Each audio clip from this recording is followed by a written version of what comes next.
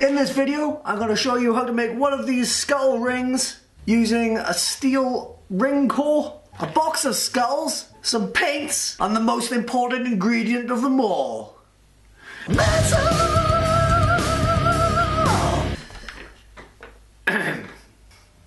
So putting an inlay of skulls into a stainless steel ring core like this, it was pretty tedious, relatively tricky, but I hope it inspires some of you guys to try it out.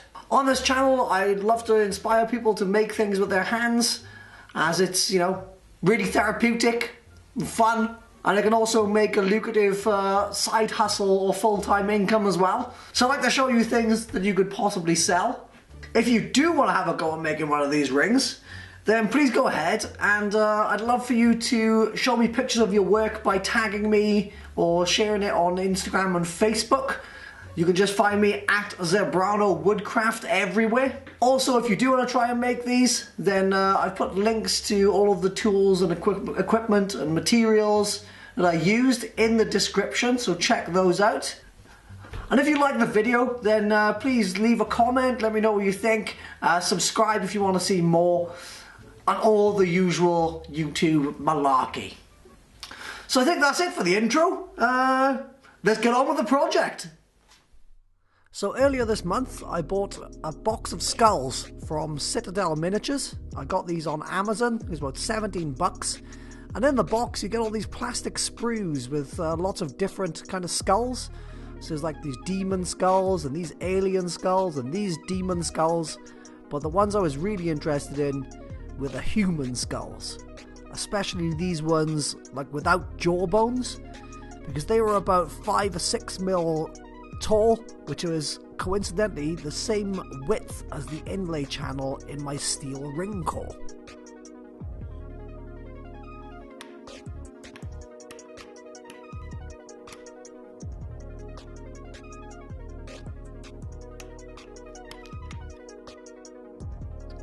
So after removing a bunch of the skulls from the plastic sprues, I decided I needed to make them thinner.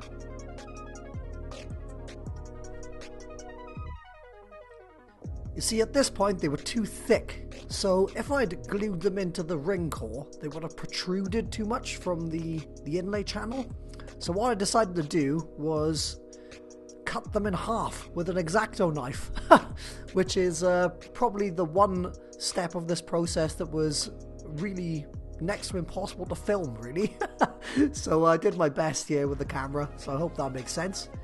But pretty much, I just chopped it in half with a craft knife.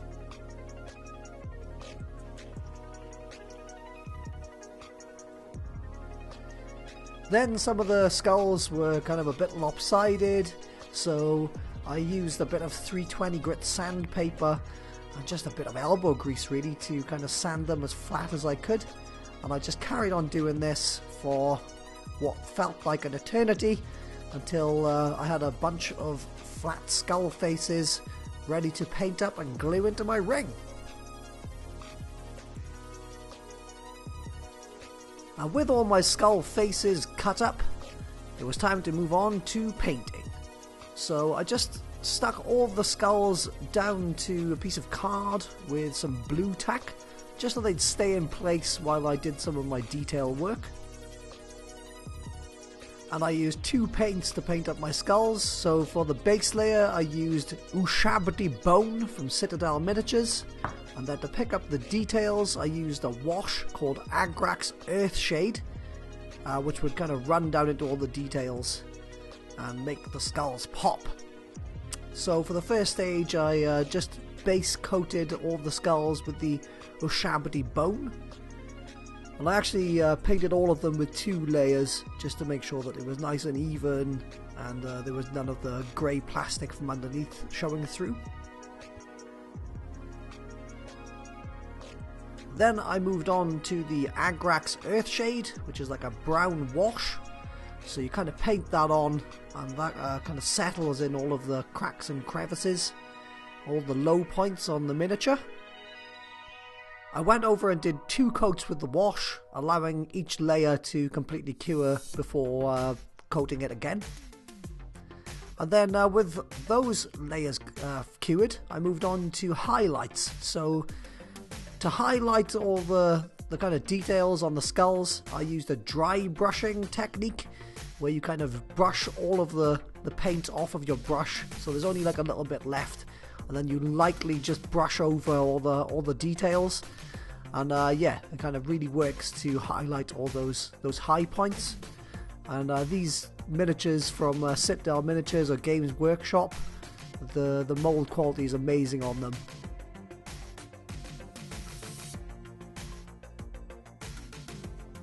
Alright, so all the skulls are done now. So now I'm going to glue them in to my ring with some Loctite super glue. So to make a skull ring, I actually needed to put the skulls in the ring.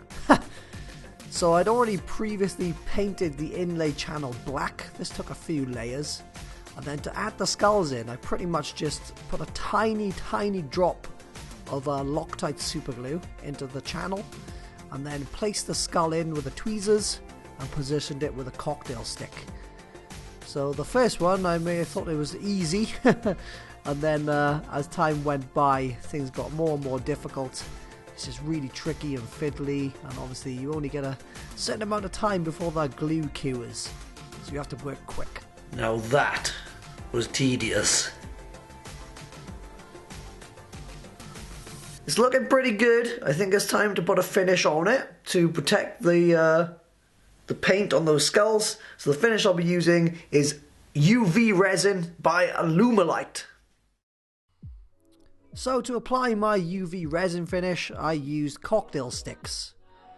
AlumiUV is some pretty amazing stuff. It cures really hard and you can bring it to a beautiful polish.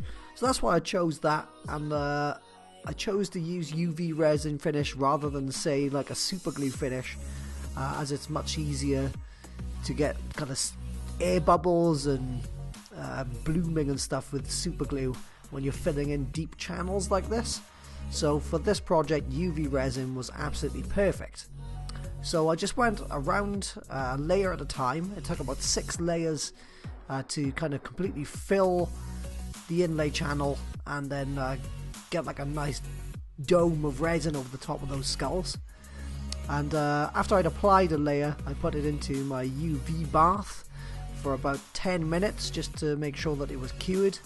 And I just repeated this until I had a nice generous coating of finish over the ring. And yeah, I wanted the outside of the ring to be like domed almost, so that when it came to polishing I wouldn't like bust through and polish off any of the details of the skulls. So after I'd applied a generous finish to the ring, it was time to move on to polishing. Before I started polishing, I just used the sharp craft knife to scrape away any resin that had kind of gotten onto the metal.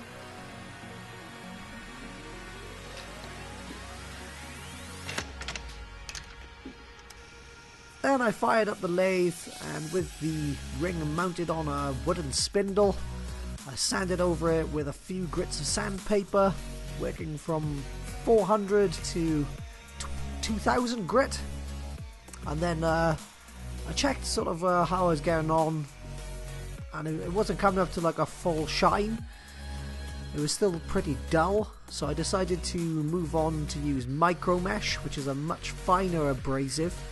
And I worked through a good few grits of that before moving on to a burnishing cream by Chestnut Products, which would bring up a nice shiny finish. So after the Micromesh, I just rubbed in some burnishing cream, and this is what it looked like.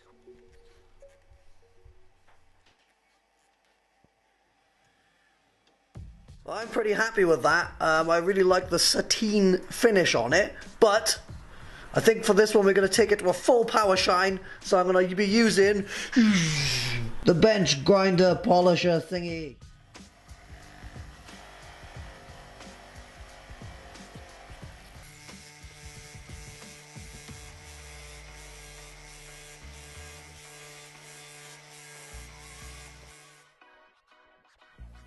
Oh yeah!